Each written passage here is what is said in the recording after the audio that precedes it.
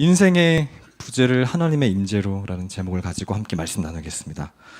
오늘 본문의 배경은 이제 갈멜산이라는 곳입니다. 이 갈멜산에 지금 엄청난 전운이 감돌고 있는 본문입니다. 바알과 또 아세라라고 하는 우상을 섬기는 선지자들과 그리고 엘리야라고 하는 당대 최고의 선지자가 날카로운 대립각을 세우면서 이제 충돌하기 직전 그래도 바알과 아세라 선지자들은 850명이나 있었지만 엘리야는 외롭게 혼자 쓸쓸히 이 전장에 남겨져 있습니다. 그리고 그 주변에는 이스라엘 백성들이 웅성웅성거리면서 이 전운이 감도는 이 긴장감 넘치는 장면을 이스라엘 백성들은 관전하고 있습니다. 그때 엘리야가 이스라엘 백성들을 향해서 크게 이렇게 외칩니다. 21절 엘리야가 모든 백성에게 가까이 나아가 이르되 너희가 어느 때까지 둘 사이에서 머뭇머뭇하려느냐. 여호와가 만일 하나님이면 그를 따르고 바알이 만일 하나님이면 그를 따를지니라 하니 백성이 말 한마디도 대답하지 아니하는지라. 세 번역으로 제가 읽어보겠습니다. 도대체 언제까지 머뭇머뭇하기만 할 겁니까? 당신들이 하나님을 믿으면 나에게로 와 함께 싸우고 그렇지 않으면 저기 바알 숭배자들의 편에 서기를 선택하십시오. 그래서 이 머뭇거리다라고 하는 동사는 절뚝거리다라는 표현입니다. 이스라엘 백성들의 영적인 상태를 상징적으로 표현한 단어인데요. 그러나 이 엘리야의 외침은 공허한 메아리가 되어서 그 전장을 감싸기만 했습니다. 사실 왜 지금 이 싸움이 벌어졌는가? 워낙 유명한 본문이기 때문에 그래도 처음 이 본문을 마주하시는 분들을 위해서 설명을 간단하게 드리면 이 당시 이 싸움의 원인은 가뭄 때문이었습니다. 3년 동안 비가 오지 않았습니다. 하나님께서 빨리 비를 주셔서 이 가뭄이 끝나야 이스라엘 백성들도 하나님께로 갈 수 있는 관계 회복의 기회가 열리는데 이스라엘 백성들은 3년 동안 굶주림, 기근, 고통, 배고픔, 하나님의 응답하지 않는 부재를 경험하고 있었습니다. 문제는 본인만 배고프면 상관없는데 자녀들도 굶어 죽는 상황이었습니다. 아주 극단의 상황. 처음 몇 달은 하나님이 비를 주시겠지. 그러나 3년이나 지연됩니다. 아주 절망적인 상황이었고 이 상황에서 바알과 아세라라고 하는 이 우상은 하늘의 비를 관장하고 풍요를 상징하는 우상이었기 때문에 바알 편에 서라고 하는 이 유혹 앞에 금세 흔들리고 있는 것이 바로 이스라엘 백성들의 문제였습니다. 이스라엘 백성들의 진짜 문제는 내가 믿음으로 고백하는 것보다 현실이 훨씬 컸던 거예요. 나의 믿음보다 상황이 훨씬 더 컸던 겁니다. 믿음이 현실을 이기지 못하는 상태가 바로 지금 이스라엘의 상태였습니다. 이 방학 기간 재점검의 시간을 또 가지면서 오늘은 우리의 이 예배, 우리의 하나님을 보는 믿음, 신앙, 아주 본질적인 내용을 한번 체크하고 점검해 보고자 합니다. 사실 우리도 이 이스라엘 백성들의 3년간의 기근이라는 시간은 누구나 다 경험합니다. 제가 오늘 아침에 한 9시 반경에 한 통의 전화를 받았습니다. 한 자매가 긴급하게 카톡으로 목사님 통화 가능하세요? 그래서 잠시만요. 제가 전화를 다시 드리겠습니다. 듣자마자 울음을 울컥 이렇게 터뜨리시더라고요. 오랜 투병 기간 동안 암이 잘 회복이 되는 듯 했다가 다시 전이가 된 겁니다. 그래서 통화를 하면서 서로 말을 잇지 못하고 또 답답하고 저도 해드릴 수 있는 것은 기도밖에 없고 그분도 울고 저도 울고 참 막막하고 이런 삶의 이 기근은 우리에게 때때로 순간순간 엄습해서 우리의 고백을 집어삼킵니다. 우리의 믿음을 집어삼키고요. 오랫동안 기도했지만 해결되지 않는 이 내면의 문제, 그리고 건강, 또 관계, 믿음과 현실 앞에서 하나님을 선택하지 못하고 주저주저하고 있는, 머뭇거리고 있는 삶이 사실 우리들의 삶의 모습입니다. 그래서 오늘 엘리야는 이렇게 이스라엘 백성에게 이야기합니다. 언제까지 머뭇머뭇하고 있겠느냐. 이제 참 하나님을 선택하라. 진짜 하나님을 선택하라. 이 외로운 싸움에서 엘리야는 완전히 불합리하고 불리한 싸움을 하고 있었습니다. 첫 번째, 전장이 불리했습니다. 갈멜산이라고 하는 곳은 바알과 아세라의 우상숭배의 본거지가 있는 홈그라운드였습니다. 홈그라운드. 주변의 모든 이 둘러싼 환경이 그들에게 유리했던, 제가 2000년부에 와서 첫 설교 혹시 기억나십니까? 열왕기상 19장에 엘리야의 탈진을 제가 번아웃을 한번 설교를 한 적이 있는데요. 18장, 오늘 이 본문 승리 이후에 상황은 또 바뀌지 않습니다. 19장 가면 또 절망하고 아세라가 또 죽이겠다고 협박을 하거든요. 여전히 변하지 않는 상황. 전장도 불리했고 전략도 불리했습니다. 이미 수적인 열세 850대 1. 그러나 그때 엘리야가 제안합니다. 자, 진짜 하나님이 누군지 한번 가려보자. 어떤 방법?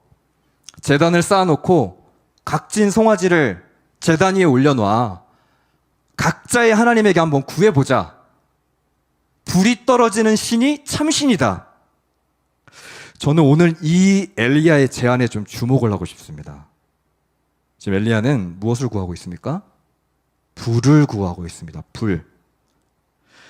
그러나 사실 곰곰이 이 본문 이전의 맥락과 상황들을 묵상해 보면 이 모든 싸움의 원인은 사실 불이 아니라 물이 부족해서 여기까지 온 싸움이었습니다. 자, 제가 만약에 그 갈멜산의 엘리야 선지자라고 한다면 저는 아마 그렇게 구했을지 모르겠습니다. 하나님, 그냥 지금 여기서 비를 내려주시면 모든 상황이 종료가 될 것 같습니다. 여기 이러면 상황이 끝나지 않겠습니까? 그런데 독특하게도 엘리야는 물이 아니라 불을 구하고 있습니다.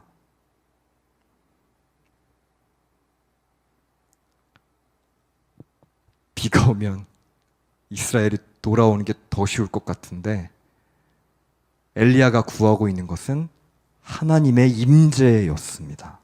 물을 구하기 이전에 하나님의 임재를 구하고 있는 모습. 저는 오늘 이 엘리야와 그리고 이 성경을 기록하신 하나님이 오늘 이 시간, 이 2000년부 예배의 자리에서 오늘 이 본문을 마주하고 있는 저와 여러분에게 도전하고 있는, 특별히 현실의 벽, 3년의 기근에 마주하고 있는 우리의 믿음의 현실 앞에 하나님은 오늘 이 시간 우리에게 무슨 얘기를 하고 싶으신 걸까요? 저는 아마 이 메시지를 우리에게 하시고 싶었던 것 같습니다. 인생의 부재를 다른 것으로 채우지 마라. 인생의 부재는 하나님의 임재가 먼저 채워줘야 한다. 물을 구하고 싶은 것이 우리의 본능적인 욕구지만 그 전에 불을 구해라. 하나님의 임재를 먼저 구해라.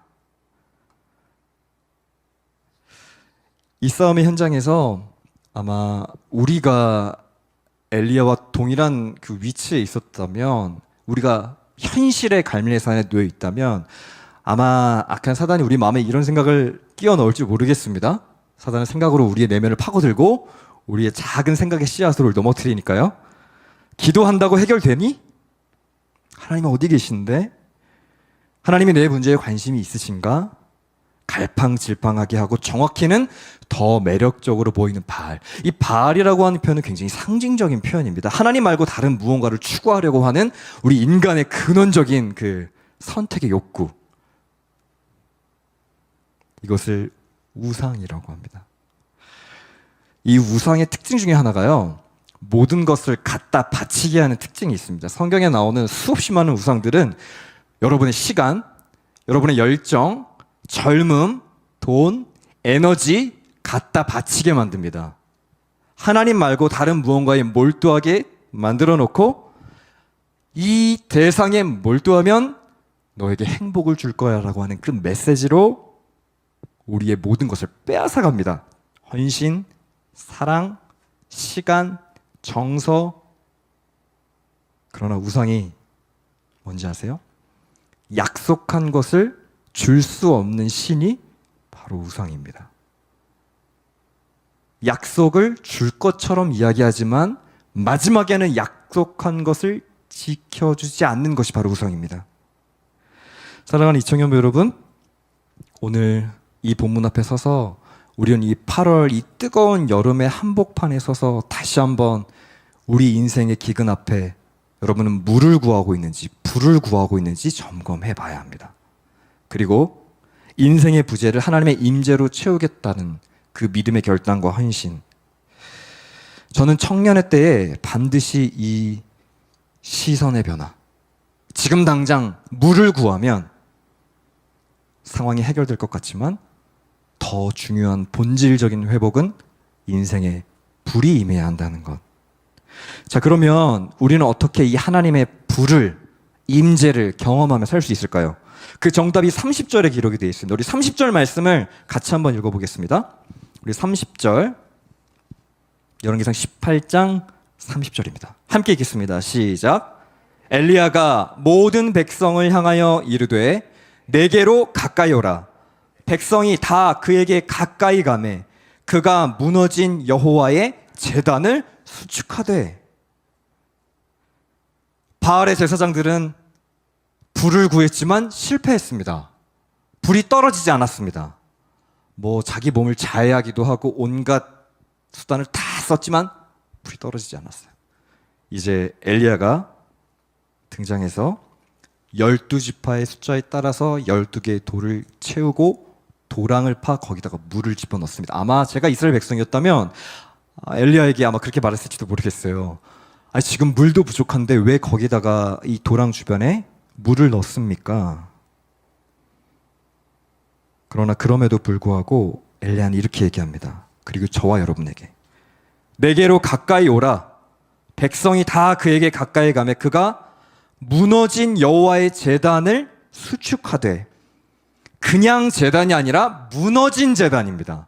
지금 이 자리는 사실 바알과 아세라의 우상들에게 예배하는 제단이 아니라 사실은 하나님께 예배하는 제단이었습니다. 자, 그러면 이 무너진 제단 말고 그 옆쪽에다가 따로 깔끔하게 새로 예배의 제단을 세우면 될 것 같은데 오늘 엘리야는 그렇게 하지 않아요. 무너진 제단을 그 무너진 자체에서 다시 회복시킵니다. 무너진 자리, 실패의 자리, 하나님이 없다고 소망이 없다고 한 그 자리, 그 내 인생 그대로를 품고 하나님을 떠났던 바로 그 자리에서 그곳에서 예배하는 겁니다. 김홍정 교수님의 그 예배란 무엇인가라는 아주 유명한 책이 한 권 있는데요. 굉장히 오래된 책입니다. 사실 제가 태어난 해보다 더 전에 나왔던 책이에요. 근데 제가 이 책만큼 예배의 본질에 대해서 설명을 잘 해놓은 책을 제가 찾지를 못했습니다. 한번 잘 들어보십시오. 예배란 말 그대로, 한자 그대로 예도예, 절배, 예를 갖추어서 절을 한다는 것이다. 또 한번 들어보십시오. 예배는 찬양도 아니고 기도도 아니다. 말씀도 아니다. 형태가 아니다. 이게 가장 중요한 문장인데요. 예배는 내가 예배를 드리겠다는 마음의 활동이 있어야 한다. 이 자리에 앉아 내가 예배하겠다라는 마음의 활동이 있어야 한다. 그냥 이 자리에 앉아 예배를 출석하는 것을 뛰어넘어서 찬양하고 기도하는 것을 뛰어넘어서 인생의 기근의 자리에서 하나님을 찾는 거, 소망이 없어서 말라 비틀어진 그런 마음을 가지고 그 자리에서 무너진 제단을 다시 수축하는 것. 주님이 나의 주인이시라는 그 참 고백을 다시 회복하는 것. 사랑하는 우리 이청년부 여러분, 주님은 우리 인생에 변함없이 신실한 분이심을 믿으십니까? 주님은 여러분의 인생을 선으로 인도해 주시는 분이심을 믿으십니까? 그분이 우리의 전 인생을 가장 선하고 아름다운 길로 인도하신다는 것을 믿으십니까? 그렇다면 마땅히 예를 갖추어 마음의 중심으로 하나님께 엎드려 예배하기로 마음의 활동이 일어나는 것. 설교자가 마음의 감동을 주기 이전에, 찬양 인도자가 찬양을 아주 매끄럽게 인도하기 이전에, 이 예배의 자리에 나오기 이전에 하나님을 예배하겠다라고 하는 그 마음의 중심이 일어나는 것. 이것이 바로 예배입니다. 전 이번 이 방학 기간 동안에 우리의 예배의 중심을 회복하는, 불을 구하고 무너진 제단, 무너진 예배의 자리에서 회피하지 않고 그 자리에서 다시 제단을 수축하는 그 예배의 회복이 우리 이청년부 안에 회복되기를 주님의 이름으로 축원합니다. 말씀을 정리하려고 하는데요, 이 싸움의 결과 44절에 이런 구절이 나옵니다. 7번째에 이르러서는 그가 말하되 바다에서 사람의 손만한 작은 구름이 일어나나이다. 불이 떨어져서 그 제단을 완전히 살라버린 하나님의 임재가 있고 난 다음에 이스라엘 모든 백성이 하나님 살아계시구나, 이걸 확인하고 나서 하나님은 그 임재를 먼저 회복시키시고 난 다음에 물의 문제를 해결해 주십니다. 사람의 손바닥만한 작은 것이 아주 멀리서부터 작은 소망으로 찾아옵니다. 보이기 시작합니다. 우리는 구름부터 보고 싶지만 작은 손바닥만한 구름이 있으면 하나님의 불을 구하겠습니다라고 이야기하지만 하나님은 그렇게 역사하시지 않았습니다. 먼저는 하나님의 하나님 되심을 먼저 보여주시고 그 다음 작은 손바닥만한 구름을 보내주셔서 이스라엘 백성의 기근의 문제를 해결해 주셨습니다. 제가 이번 이 휴가기간 주일에 예배를 탐방할 수 있는 기회가 있어서 한 교회 예배를 참석하게 됐습니다. 그 예배 참 개인적으로는 은혜를 받았습니다. 저도 목회자가 아니라 성도의 입장으로 한 명의 그리스도인으로 이 자리에, 회중의 자리에 앉아서 예배를 드리고 있는데, 그날도 마침 그 목사님께서 예배에 대한 메시지를 해주셨을 때였는데요, 그 본문이 수로보니게 여인의 믿음에 대한 이야기였습니다. 이 수로보니게 여인이 자신의 귀신 들린 딸 아이를 데리고 예수님께로 나아갑니다. 은혜를 주십시오. 근데 예수님이 이렇게 말씀하십니다. 이방인들도, 제가 그 말씀 그대로 읽어드릴게요. 예수께서 이르시되 자녀로 먼저 배불리 먹게 할지니 자녀의 떡을 취하여 개들에게 던짐이 마땅치 아니하니라. 예수님이 개라고 표현하십니다. 그 여인에게. 근데 그 여자가 이렇게 반응해요. 여자가 대답하여 이르되 주여 옳소이다마는 상 아래 개들도 아이들이 먹던 부스러기를 먹나이다. 예수께서 이르시되 이 말을 하였으니 돌아가라. 귀신이 내 딸에게서 나갔느니라 하시매.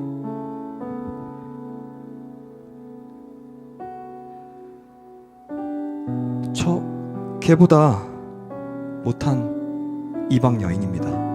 하지만 저에게는 은혜가 필요합니다.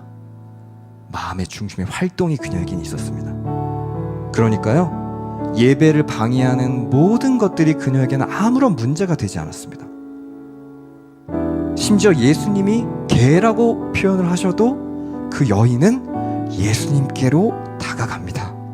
그리고 그녀의 무릎이 예수의 발 앞에 엎드리니라고 기록이 되어 있어요. 특별히 여기서 발 앞에 엎드리니라고 하는 이 표현은 시제가 미완료 시제입니다. 미완료 시제라고 하는 것은 우리나라 시제는 없지만 과거에도 그랬고 지금도 그렇고 미래에도 그럴 일을 미완료 시제를 보통 성경에서 사용합니다. 지금 이 여인은 발 아래 엎드린다라고 하는 이 표현을 마가가 굳이 미완료 시제로 기록했던 것은 그녀는 과거에도 발 아래 엎드려 예배하고 있었고 지금도 예수님이 계신 그 앞에 서서 예배했고 앞으로도 그녀는 예배할 것이라는 것을 마가는 의도적으로 기록한 겁니다. 예수님이 눈에 보이지 않는 귀신 들린 그 여자 자기 딸아이를 품에 안고도 그녀는 예배하면서 아마 성전에서 막 울었을 거예요. 그리고 다시 위로받고 다시 회복해서 한 주를 살아가다가 다시 또 예배의 자리에 나아가서 또 발 아래 엎드리다가 그 발 아래 엎드리니가 반복 지속되면서 그녀는 예수님께로 조금씩 더 가까이 가고 있었습니다. 그리고 마침내 오늘 이 마가복음 7장 25절 26절에서 예수의 발 앞에 엎드립니다. 사랑하는 우리 이청년부 여러분, 우리의 예배는 바로 이런 것입니다. 오늘 이 예배가 방학 중에 드리는 한 번에 지나가는 흘러가는 예배인 것 같지만 이 예배 하나가 이 수로보니게 여인의 과거의 은혜를 사모하며 드렸던 그 예배의 한 걸음 중입니다. 오늘 내디딘 내 마음의 중심의 주님을 예배하고자 하는 그 하나님의 임재와 부를 구하고자 하는 그 한 걸음 한 걸음이 가다가 그녀는 마침내 예수 그리스도를 만나게 됩니다. 저는 우리 이청년부 이 8월의 예배가 이 한 걸음 한 걸음의 예배가 되기를 소망합니다. 오늘 이 믿음의 고백을 가지고 마음의 예배라고 하는 찬양입니다. 찬양의 열기가 모두 끝나면 주 앞에 나와 더욱 진실한 예배 드리네. 주님을 향한 노래 이상의 노래. 내 맘 깊은 곳 주께서 서원하신 것. 화려한 음악보다 뜻없는 열정보다 중심을 원하시죠. 우리의 중심을 다시 한번 초점을 맞추고 하나님, 내가 물이 없어도 불을 구하겠습니다. 무너진 제단을 다시 수축하겠습니다. 이 수로보니게 여인처럼 한 걸음의 예배를 주께 나아가겠습니다. 이 고백 가지고 함께 찬양하겠습니다. 찬양의 열기.